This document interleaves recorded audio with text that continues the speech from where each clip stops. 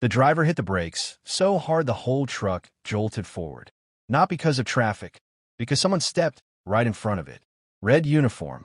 Hand up. Stop. At first, I thought it was some kind of checkpoint. Maybe construction. Maybe an accident up ahead. But then I saw the barrier. Bright yellow. Folded out across the private access road, like it had always been there. It hadn't.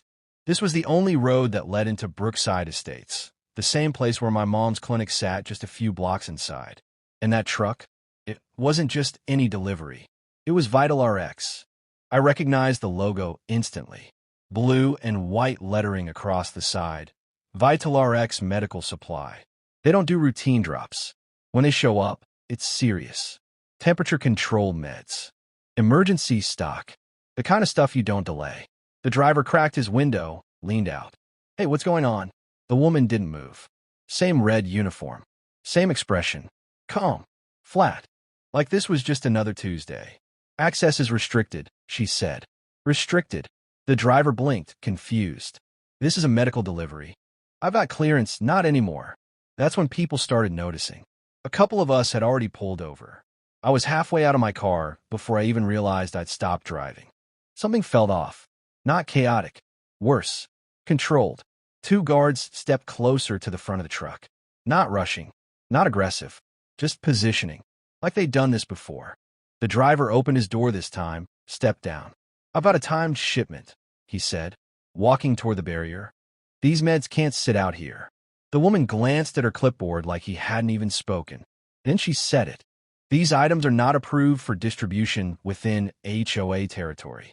I remember actually laughing for a second, because it sounded insane. Approved, the driver said. This isn't a package, it's medication. She looked up at him then. Cold. Then you should have checked compliance before arrival. That's when I saw the back of the truck door. Slightly open. And inside, stacks of sealed white boxes. Each one stamped. VitalRx, critical care supply. My stomach dropped. Because I knew exactly where those boxes were supposed to go, and who was waiting for them. That it didn't take long for the tension to spread. Word travels fast in a place like this. Within minutes, more cars started pulling up behind the truck. Residents. Staff. People trying to get in. And getting stopped. Ma'am, we've got patients waiting, a guy in scrubs said, pushing past a couple of us toward the barrier. We need that delivery inside. The guard stepped in front of him immediately. Not violent, just firm enough to make it clear he wasn't getting through. Step back, sir. You don't understand, he snapped. This isn't optional. The woman in red didn't even look at him. She was flipping a page on her clipboard like this was paperwork. Distribution of unauthorized pharmaceuticals within HOA jurisdiction is a violation, she said. We've issued prior notices. Prior notices? To who? I asked, stepping closer without thinking. This time, she looked at me. Brief. Dismissive. Residents were informed. Residents? I said, this is a medical supply run. That distinction is irrelevant. Irrelevant. The driver let out a short laugh. No humor in it. Lady, I've got insulin back there. Temperature-sensitive meds. You want to just sit on that? You'll need to redirect your shipment. Redirect it where? No answer. Behind him, one of the guards had moved to the side of the truck. He reached up, pushed the back door open just a little more. Not to help. To check. Like he had authority. I saw the labels clearer now. Dosage packs. Emergency injectables. Cold storage units. This wasn't routine stock. This was backup supply. The kind clinics rely on when something runs low. The kind that keeps people stable. The guy in scrubs ran a hand through his hair, pacing now. You're delaying treatment, he said. You realize that, right? The woman finally closed her clipboard. Looked straight at him. If your facility failed to comply with community guidelines, that is not my responsibility. That line, that was the moment everything shifted. Because it wasn't confusion anymore. It wasn't a mistake. It was a decision. And they were standing on it. The first call came from inside the clinic. I didn't hear it, but I saw the guy in scrubs freeze mid-step. Phone pressed his ear. Yeah. He's here, he said, turning toward the truck. No, they're not letting it in. Pause. His face changed. Not frustration. Something tighter. Okay, I got it. He hung up slowly, then looked straight at the woman in red. We have a patient crashing, he said. Right now. That shipment has what we need. Silence. No reaction. You're going to open that gate.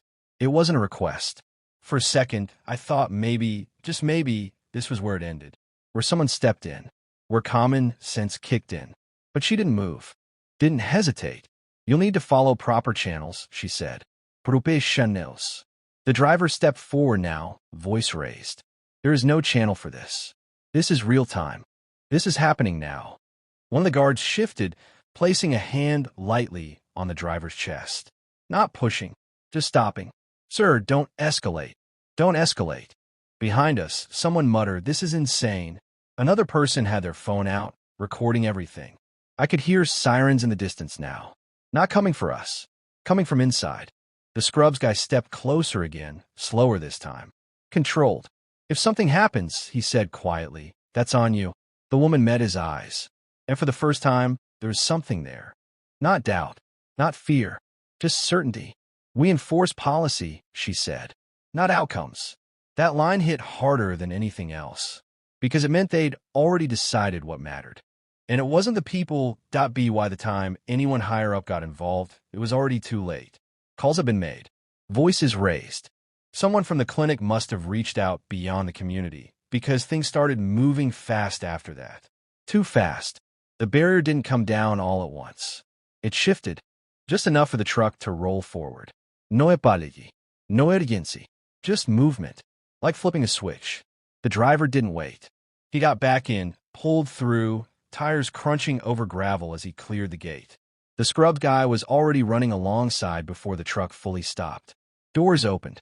Boxes came out. Hands moving fast. Focused. Desperate. I stood there, watching it all happen like I wasn't part of it anymore. Like I'd stepped outside the moment. And then I looked back at her. Same spot. Same uniform. Clipboard back in her hand.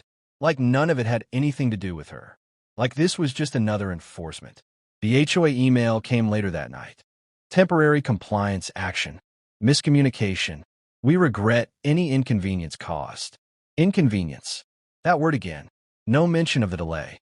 No mention of the patient. No mention of what almost happened, or what did. Just policy. I don't know how that patient ended up. Nobody ever said. But I remember the look on that doctor's face. The way his voice changed. The second he realized time wasn't on his side anymore. And all I could think was, it only took a barrier, a rule, and one person saying no to decide how far help was allowed to go.